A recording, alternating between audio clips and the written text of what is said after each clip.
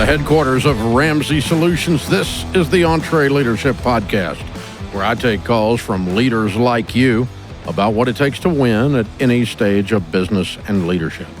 I'm Dave Ramsey, your host, with over 30 years of experience leading you in the trenches right alongside you. If you've got a question you want to ask on the show, you can fill out the form at entreleadership.com/ask, or you can call here and leave a voicemail. We'll make you one of the callers at 844-944-1070. Valdosta, Georgia starts today off. Brent is with us. Hi, Brent. How are you? I'm wonderful. How are you, Dave? Better than I deserve, man. What's up? So I'm the founder and CEO of a landscape business down here in South Georgia. We currently employ 47 people. We're projecting to do $6 million in revenue this year. Last year we did $4.5 million with about 10% net profit. Way to go, stud. Yeah, and so anyways, we're growing. Our goal is to grow 30% annually. We've done that over the last 3 years, and we're hoping to do that again this year. So my question is, so we are struggling with job costing, operating on a budget, cash flow, and cash flowing asset purchases, growing effectively, and remaining profitable. So my question is, should I hire a CFO and a controller at this phase in my business? You need to hire a very sophisticated controller or a CFO that's not afraid to get their hands dirty. I don't think you need both. Okay. You got a bookkeeper now. So yeah, I do have a bookkeeper. It's actually my sister who owns a bookkeeping firm, and we contract out all of that. Okay, then you dump that and hire a controller and a CFO. I'm back with you then. Okay.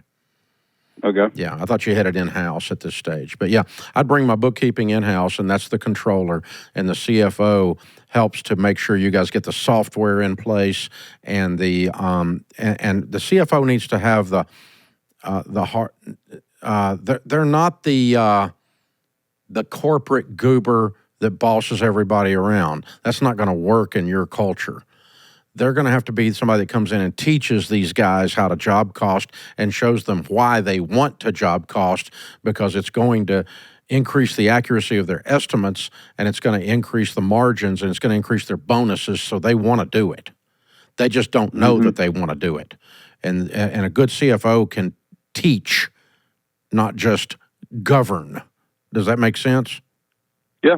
That's what you're looking for. And then, investigating and finding software that you never even heard of that they know about, and they help you make a decision to put in place that makes all this stuff work like a hot knife through butter versus some of the heavy lifting y'all are doing now to make these numbers crunch. And then just start building sinking funds for asset replacement, for equipment replacement, because you need to constantly have that as a line item in the budget anyway. But you need to lay out some good life expectancy on the different pieces of machinery, and then that'll layer that into a spreadsheet, and that'll tell you what you need to be saving, because you can tell how often one's going to be dying, and we've got to bring in a replacement, or how often one becomes ineffective because of maintenance, and we need to replace it with and keep moving. And you've got to add equipment to continue this growth too. So you've not only got replacement, but you've got additions, and all of that is basically a savings mechanism. That's right. And so, yeah, I could tell you already knew that by the way you asked the question, so I'm just preaching to the choir, right? Yeah, well, I mean, it's more, I didn't realize I needed to bring in both. My goal was for the CFO to or controller be one person. And I was thinking that too, but your bookkeeping is still done outside. And I think it's going to be important for everything to be brought inside in order to get these processes smoothed out. Yeah, I'm not trying to make your sister-in-law mad, but I just really don't. I think you're way beyond. I mean, you're running a $6 million business. This is not outsourced to the local bookkeeper. It doesn't make sense anymore. It's too complicated. You got too many variables. Yeah, we're learning that. Yeah, we've hit a lot of roadblocks in learning that. Yeah, I think what you'll find it'd be like you were doing the maintenance on the mowers or something. At the local mower shop instead of having your own guys. Correct. We have an in-house mechanic already. So yeah, that's the same. It's the same. It's going to give you the same feel when you do this, and it's just hard to. the positions like we're talking about are not revenue producing positions. They are cost saving positions, and they're also peace giving. It's going to give you peace when some of this stuff is running better than it's running now. So honestly, I think I would look at cutting the budget by the cost of the outsourced bookkeeping and adding a controller that's slightly above bookkeeper status, barely into the edge of controller, and then a solid CFO. You don't want your CFO screwing with keeping books. That's not a good idea.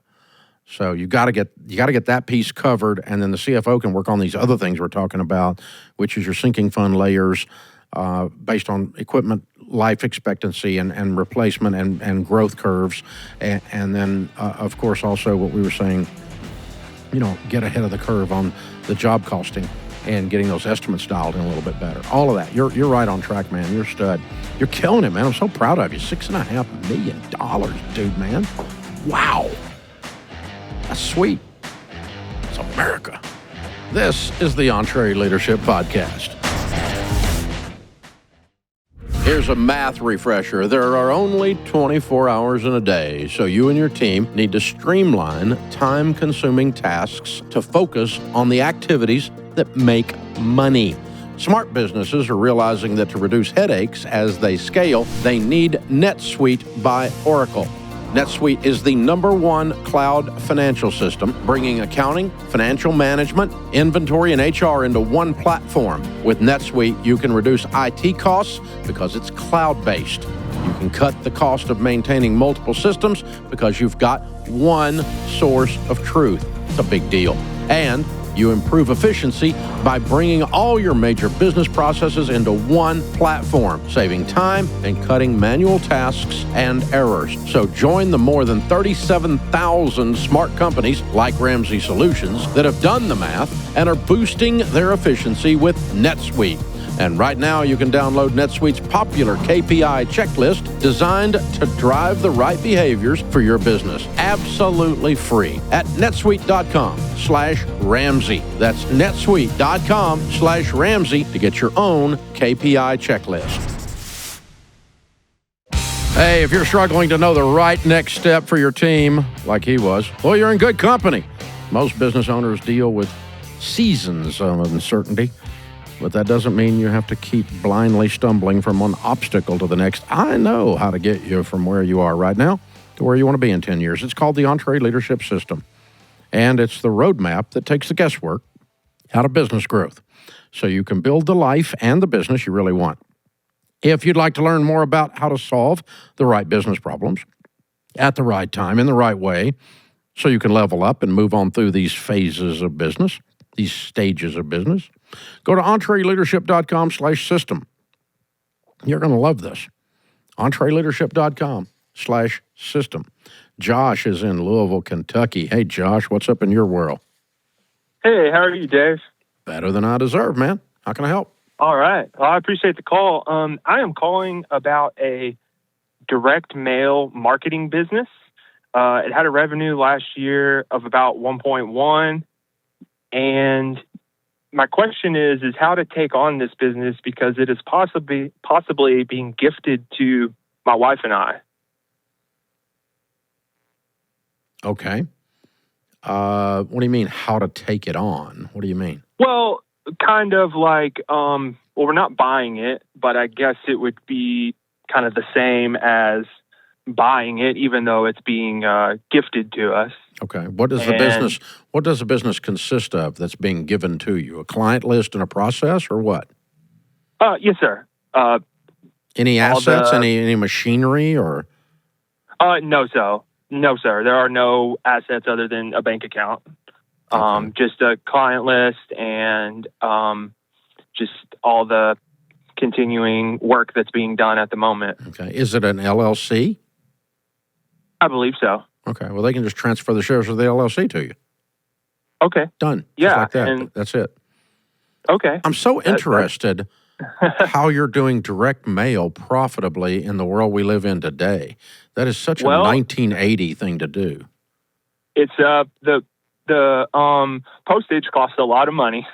It's not the most profitable. Who's doing this now at a volume? I mean, I thought that I mean, I know crap still shows up in my mailbox, but I'm still interested that it actually is effective in today's digital world. Yeah, I was honestly very surprised too when I heard about it, but then I saw the amount of clients and the money that's coming in. So someone comes to you and that wants to do a mass mailing. Yep. Or a targeted mailing of some kind. And who would be like one of your larger clients, as an example, that would be wanting to do that? Like a pizza franchise. Okay, so they're wanting to send out coupons and advertisement for the pizza. Correct. So the local franchise or the local pizza parlor or whatever would pay you guys X number of dollars. And do you broker the printing piece, or they bring it to you, or how do you do it? Yeah, that gets sent out elsewhere. We won't be doing any of the printing ourselves. I know, but I mean, are you helping the client do that, or they do it and just bring it to you? Oh, no, we facilitate all of that. Okay, so they come to you with an idea, and then you help them with the creative, and then help them and you broker them. They pay the print bill, but you hook up the printer, and then the printer does the delivery to wherever you need to, and builds the postage out, and then you've got the list to send it to. Correct. Yeah. At the moment, the person running the business doesn't. They also kind of farm out all of the design work.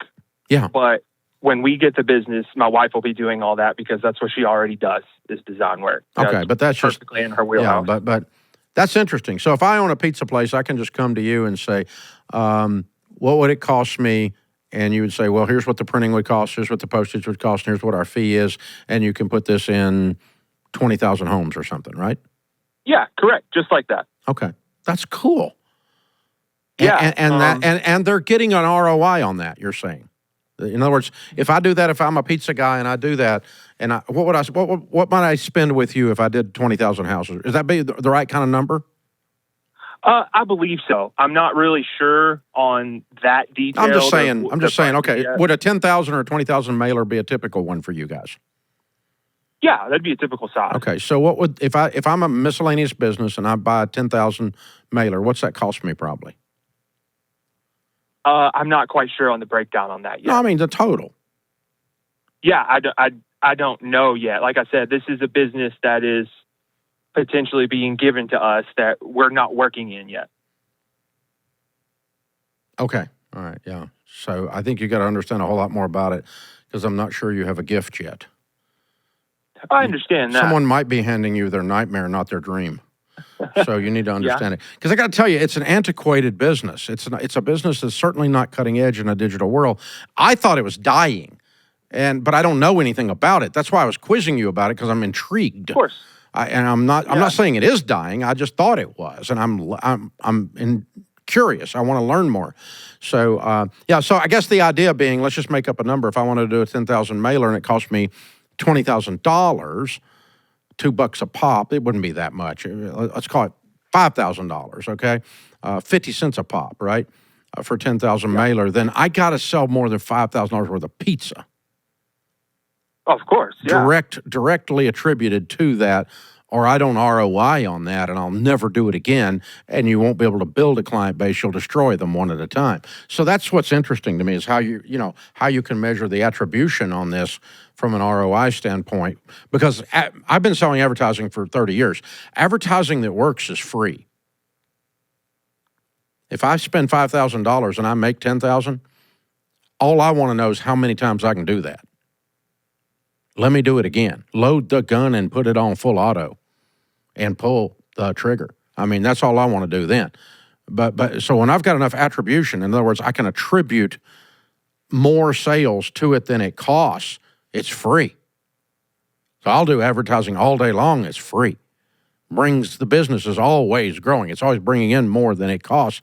And this is the problem with the freaking Facebook world and the Google paid ads, is you can give direct attribution and your ROAS or ROI, one of the two, oftentimes sucks because they've gotten so greedy on what they're charging for it. And so it's not free anymore. It's starting to be a cost. and it's starting to be a line item that's unbelievable. So anybody like Josh that can bring me a different version of advertising to the table as a business guy that is actually working, even if it's one I thought was gone, I'll look at it and we'll do it. And if it works, I'll do it again. And if it works, I'll do it again. If it works, I'll do it again. Until it quits working. I'm just going to keep squeezing the trigger until there are no more rounds in the chamber, baby. That's it. This is not hard at all. And why did you quit shooting? I ran out of ammo. That's the only reason, so that's it. That's what you do in that situation. Way to go, dude. Very proud of you. That's interesting. Yeah, you need to learn a lot more, though, before you actually take this deal on. Because right now it just sounds like it's a free thing, and I don't know why this guy's walking away from something that's a cash cow, and it is an old school business model. So let's make sure it's working in the new school world. This is the EntreLeadership Podcast. So at EntreLeadership Summit, one of the top talks this year was from our own Dr. John Deloney, who has a PhD in counseling. And, we're all in there talking about leadership and how to do better, how to grow the business. And he says, let's make sure we stay connected to the home front. Let's make sure we stay connected to our spouse and our kids, and let's not lose our families while we're building a business, which we all kind of know, and we do actually know, and we do actually believe, but we don't stop and say it. And he says it so well that he grabs you around the throat and gets the emotions and gets the heart going. And consequently, it was extremely, extremely popular talk this year. And that's one of the reasons his show is exploding on the Ramsey networks, too. If you haven't listened to the Dr. John Deloney show, you ought to. It's not only highly entertaining, but it's motivational for all of us. Very, very cool stuff. So we took a video of a guy right after that talk who wanted to ask a question on this show. His name is James. And he's referring to understanding your goal and not sacrificing your family at the same time to do it, which is kind of a standard thing. And how I brought my son Daniel into the president's role here at Ramsey over a decade, and how we fostered the relationship throughout the time here in the business. So here's the question from James from Wisconsin. All right, I'm James Sullivan from Ellsworth, Wisconsin, where I work at United Dredging. We have about 30 team members and revenue around $10 million a year. What we just heard from John Deloney was just amazing. How convicting to hear that you need to have a line to finish at and know when enough is enough, but not trade your spouse and your home life, or really to the young single guys that work with us, what's your end goal, and don't trade what your end goal is to the means that you're using to get there. I put a lot of time in at work, and then I go home and I do projects. And I find myself probably absent more than I need to be. I would ask him something along the lines of what I just heard from John Deloney, how he's built the time to bring his son along. I have 4 little boys at home. So, how do you build that time in, and where he's drawn the lines of intentionality and doing that. It was awesome to hear that he eats breakfast with him every Tuesday and has built and fostered that relationship and ultimately that legacy that he's leaving to his kids. And I'd love to have gifts like that to give my children when they're older, just pouring into them. And it may never be a business, but what's my legacy going to look like? And I want to build it like his. Wow, James. My first question is, what's a guy from Wisconsin doing wearing an Alabama hat? That's my first question. So I'm still confused, but you guys will have to go back and watch the video a little bit later. But, oh my gosh. Well, I mean, there's a couple of things he's kind of woven into what he was saying there. One is how we've worked with our the Ramsey kids. We call them. They're in their 30s, so they're not kids. Inside the business, how have we communicated? How have we handled that? And then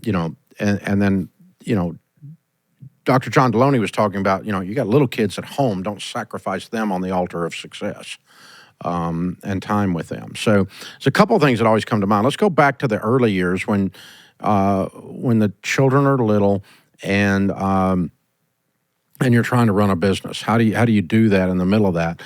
There's a lot of different things that we did along the way, and no one single thing was the silver bullet for sure. And we certainly weren't perfect as we did it. One thing we figured out was that watching television is not spending time with your family. So when you come home at 5 o'clock so that you can spend time with your family and the television's on all night, you didn't spend time with your family.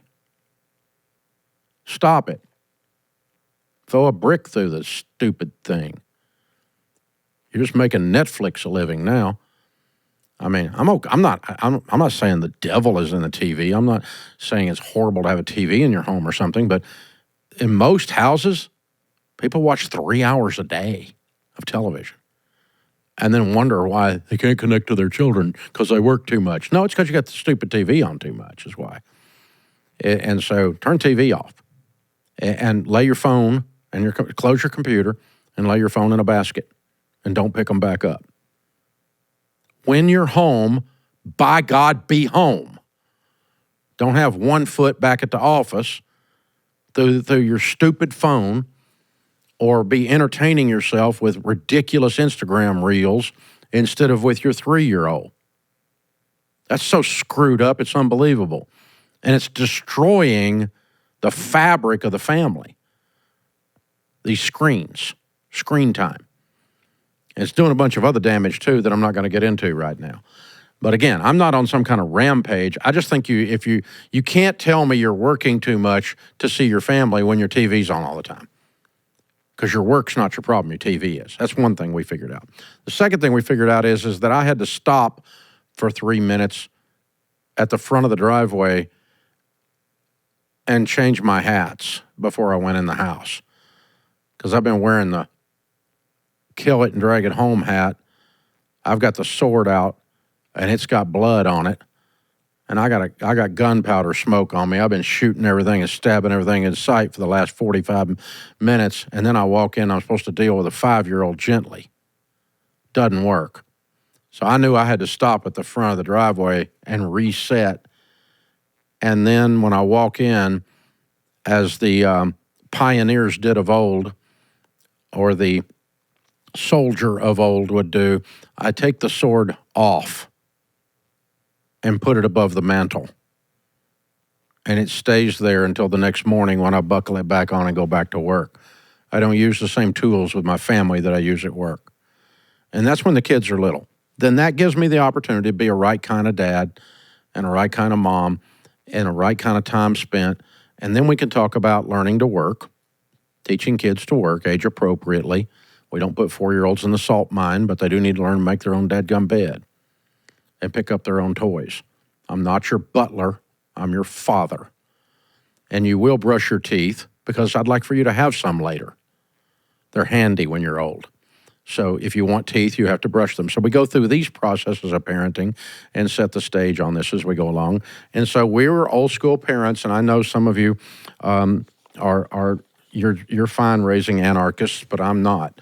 The inmates didn't run the asylum.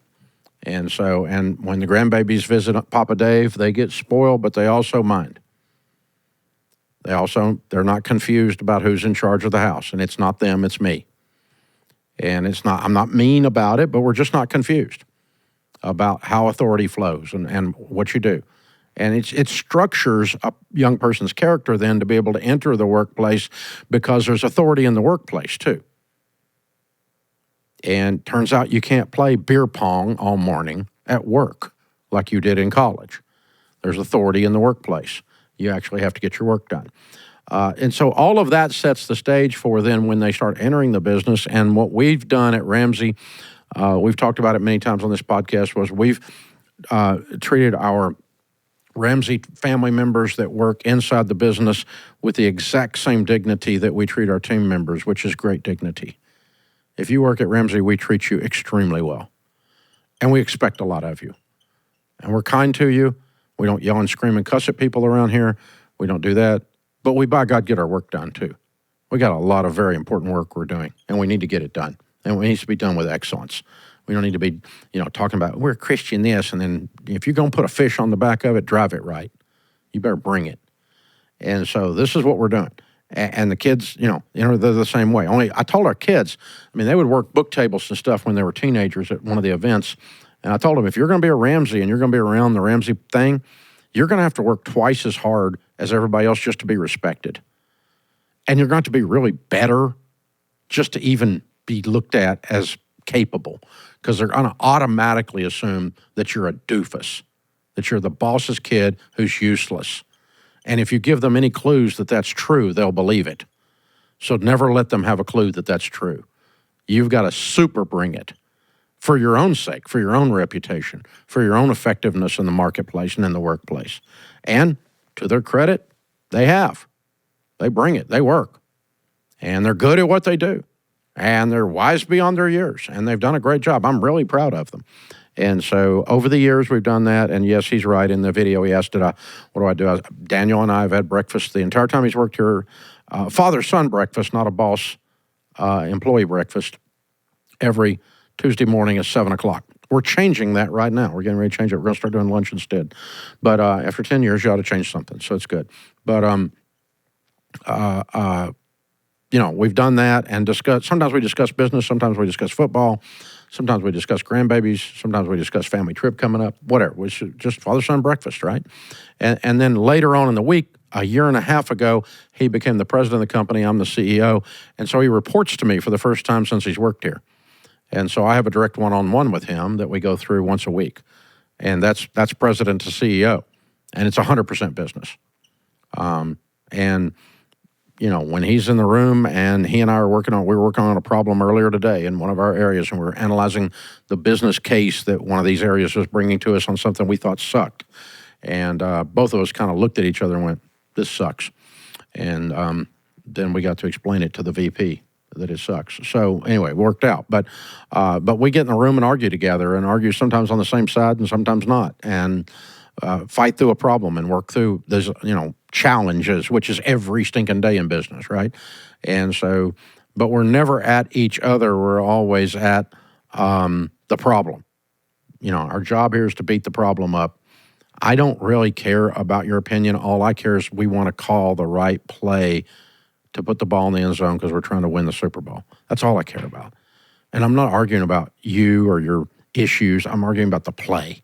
Did you call the right play, or are we calling the right play? That's all I want to know. And because that's what we're just trying to get effective work done.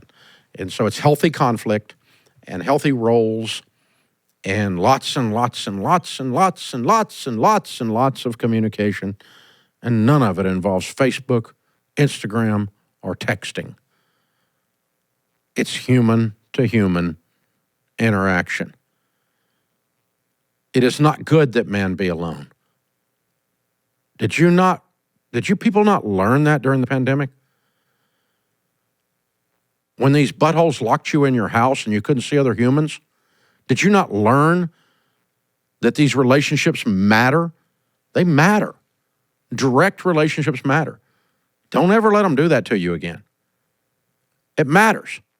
And it matters in your family, and it matters inside your organization, and it matters for productivity, and it matters for connectivity to the customer.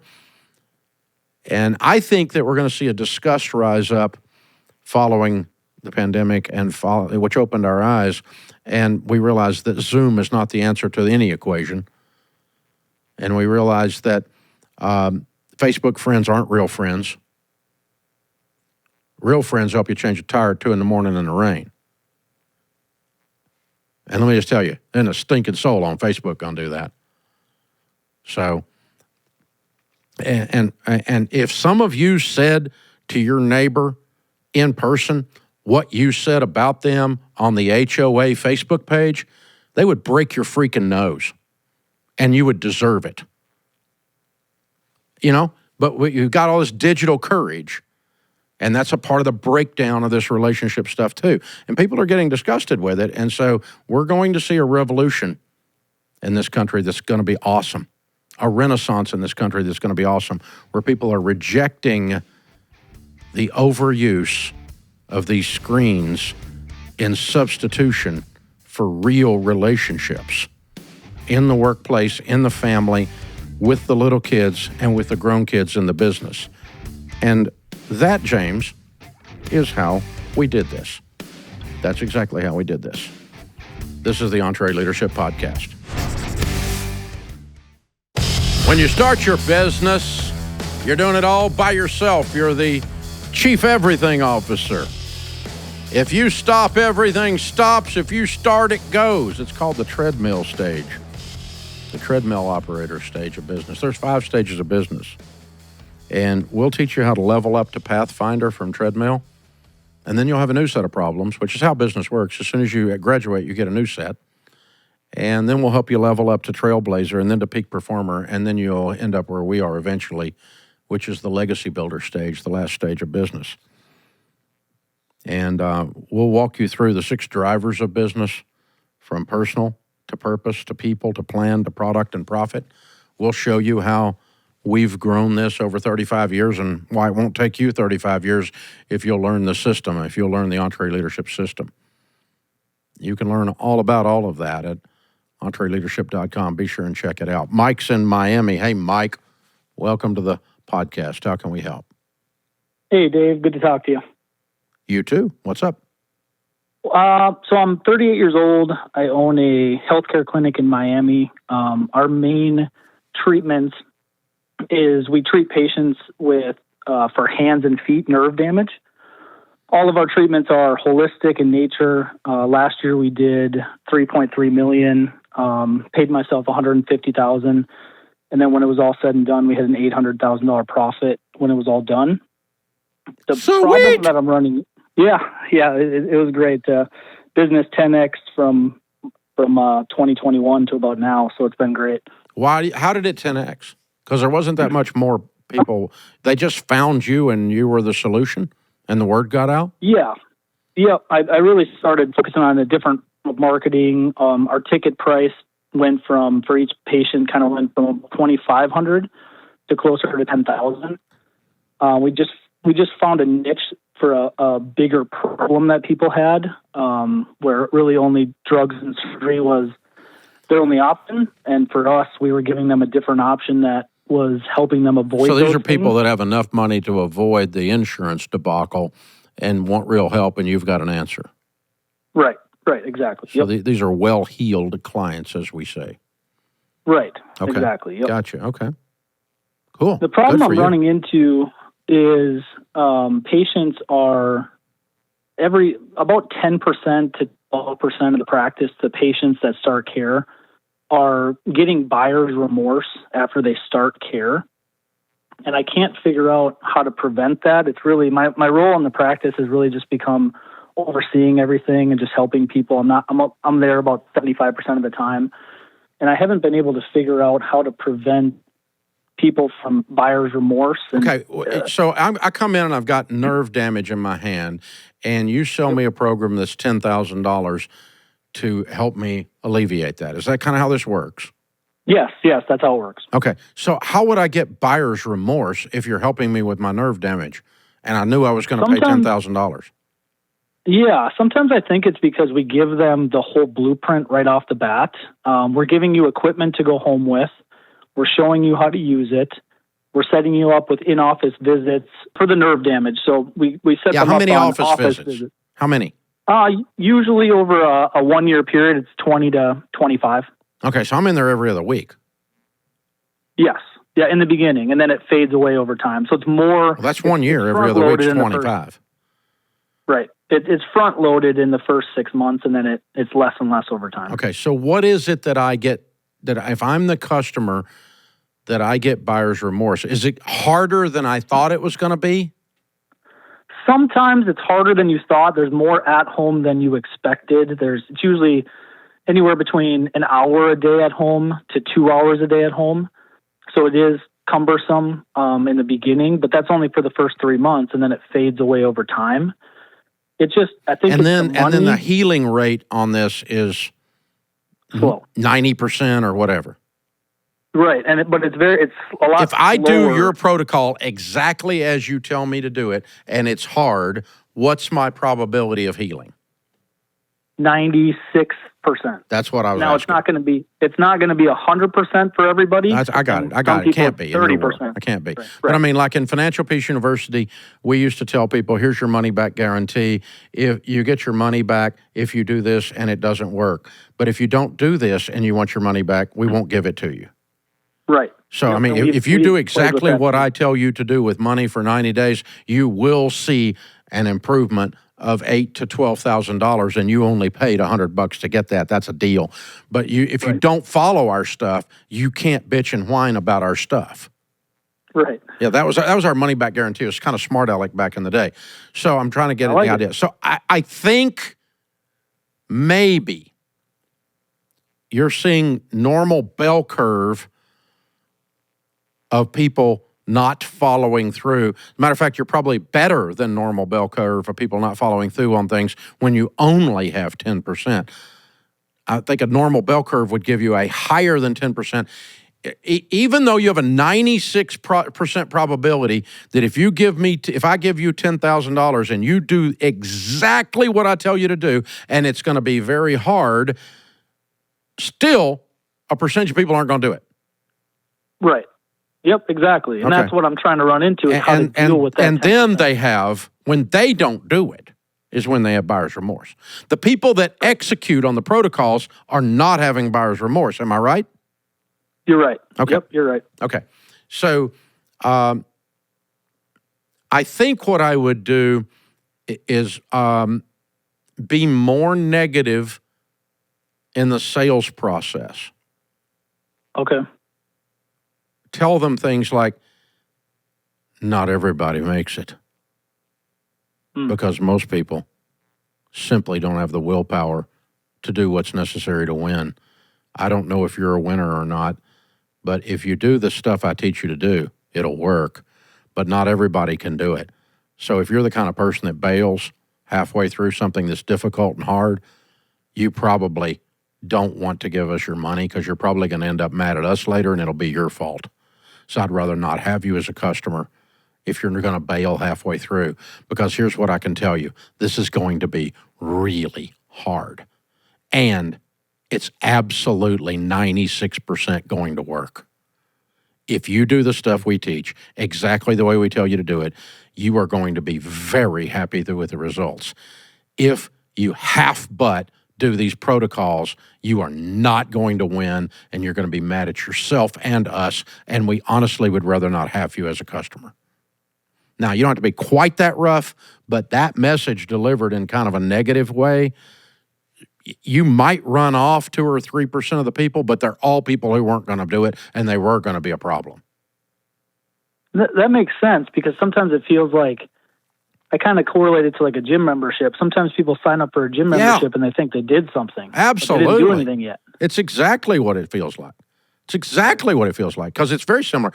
But, or it's like, the thing I was reading the other day, I was blown away. The statistics on the number of people, you leave a doctor's office with a prescription for medication. The number of people who don't even go to the drugstore and get the pills. And then of the ones that actually go buy the pills, which is like only about 30%, about 1 in 3 actually go fill the prescription. The rest of them drive home and go, well, it's going to be okay. I don't know how the heck they think that's going to happen, but they do. And then of the 30% that actually go get the pills, like 90% of them don't take the whole medicine. Like, you buy a Z-Pack. Well, I'm just going to take it until I feel better and then quit the pack. So that's more like an X-Pack instead of a Z-Pack. I don't know. It's an abbreviated Z-Pack, right? People don't, it's a protocol. And they don't finish, and then they wonder why they're still freaking sick. Because they didn't do what the doctor told them to do. They didn't take the drug protocol that they were told to take because they're so stinking smart when they didn't go to med school. It's amazing. The number, I don't know if you've ever read those numbers. I saw them the other day. We were looking at something else where people don't follow through on stuff, and somebody laid those numbers down. I was just flabbergasted what the medical profession has to endure. No one, then they get sued for malpractice when the stupid person didn't take the drugs. I feel like I'm getting threatened to be sued on a weekly basis, threatened to go to the board, threatened for all these things. And that I make too much money and help Yeah. too many people to not sleep at night. Yeah, And that's yeah. where it's like, do I So give this here's 10% what I want to do. all of their money back or some I of it? think you or- need to look for 3 to 5% of your clientele and fire them before you hire them. Okay. You need a better nose for crazy. And we used to call them here 2%ers. 2% of the public should be institutionalized. Okay. And I don't want them as customers. Right. They cost me a lot more in bandwidth than they'll ever make me, and I can't help them because they're not ready to be helped. They're more used to screwing up stuff than they are and having temper fits and everything else than they are actually getting help. And so if we figure out somebody's nuts, we just go, here's all your money back for anything. Just go way away. We don't want to see you anywhere near. Leave. Spend the money on counseling. That's what you need. So yeah, you need to. Number one, you need to lean in and go. All business is not good business. Some of it needs to be cut loose before it happens. 2, I would get a little heavier-handed. Not as heavy and sarcastic as I was a while ago. I was trying to make a point, but I still am going to be more negative about the sale and go, this is hard. It's not easy, but you're very sick and you're hurting. And if you want to fix this, we have a 96% probability, if and only if you do the very hard things exactly like we say. We really don't want your money if you're not going to raise your right hand. I know it's got nerve damage, but raise your right hand and promise that you're going to follow through on this, right? Right. I mean, I'm gonna like get a commitment from them to engage in the protocol, or I'm not going to sign them up. And then if they do ask for a refund, you're just giving it back, because I'm not necessarily. I'm probably going to give them a hard time because I've already warned you 63 times. Now you got the guts to come back in here. Why do you want a refund? You didn't do. You remember that thing when we talked about where you have to do all this stuff and you've done none of it? And you want to come back here and you want your money back when you didn't do the stuff. No. Right. I got to pay people here, and you took up somebody's band. You took up a seat for another patient that would have actually gotten help. Yep.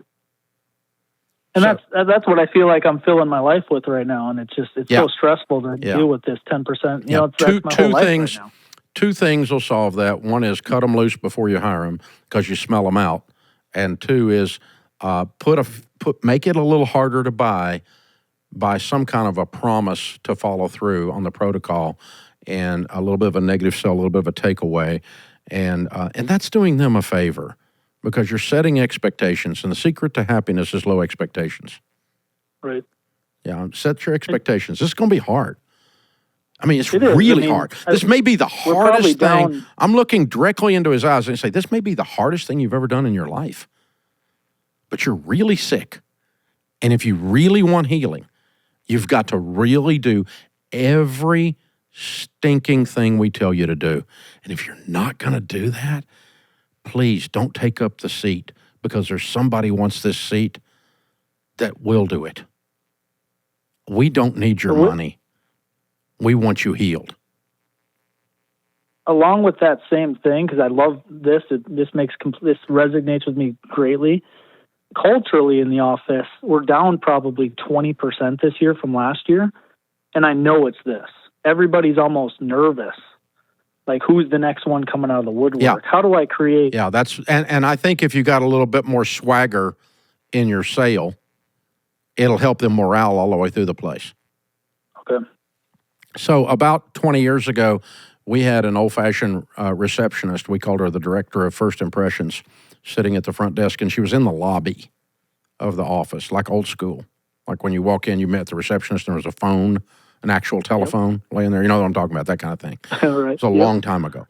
But we had this guy calling in, and as I was walking past, I could hear her, and I looked, and there's tears running down my receptionist's face, and this guy is screaming at my receptionist. And I'm like, is he yelling? And she said, yeah. And I said, put him on hold. And she put him on hold. She said, sir, I can put you on hold. And she just slapped the phone down. I said, what's she said, he's just cussing and screaming about how we ripped him off and all this stuff and and how horrible we are and all this stuff. And I just picked the phone up. I'm like, hey, who's this? And he told me his name. I said, listen, here's your deal. This is Dave. You know who I am? And he said, Dave? The Dave? And I'm like, yeah, the Dave that owns this place. And he said, yeah. I said, you're fired. He said, what do you mean? I said, you're fired as a customer. Never call this again. Never contact us again. Never come anywhere near this building again. Stay away from anything that has my name on it. You need to take any money you were going to spend with us and spend it on counseling for your rage. You have serious problems when you call up and chew out a poor little receptionist who's got tears running down her face. You need to get help, and we don't provide that kind of help. Go somewhere else. And he goes, you're kidding. I said, do I sound like I'm kidding? And I hung up. By then, there were 10 people gathered around the desk. Now, I'm not telling that story because I'm some kind of barbarian or something, although I might be.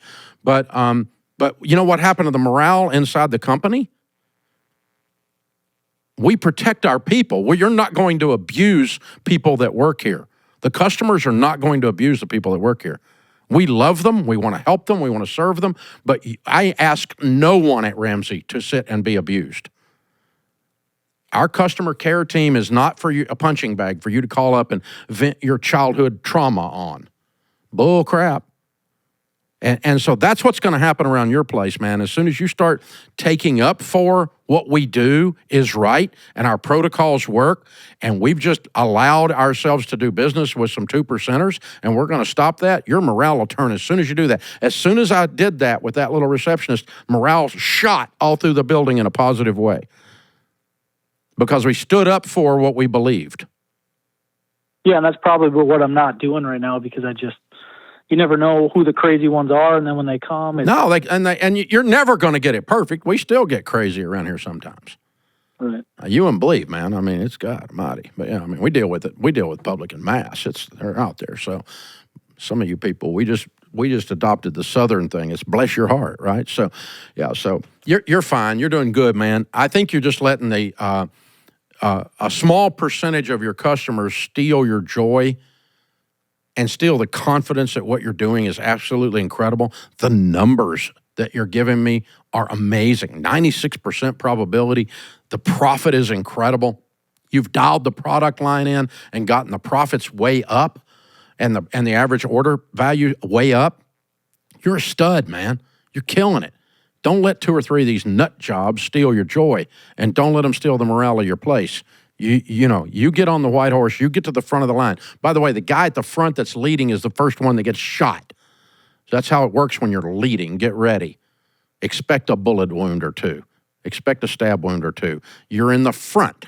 That's what leading is. So good for you that you're taking those, and good for you that you're dealing with this. You're going to have a great deal. This is going to be awesome. Next year is going to be amazing. I don't care if you make less money. I'd be happy to make a little less money and have a lot more joy than you got right this second. That's where I would be. Good call, brother. Love that guy. How neat is he? Hey, guys, remember, better a weary warrior than a quivering critic. This world needs more high-quality leaders. So take courage and lead. I'm Dave Ramsey, your host. Thanks for listening to the EntreLeadership Podcast.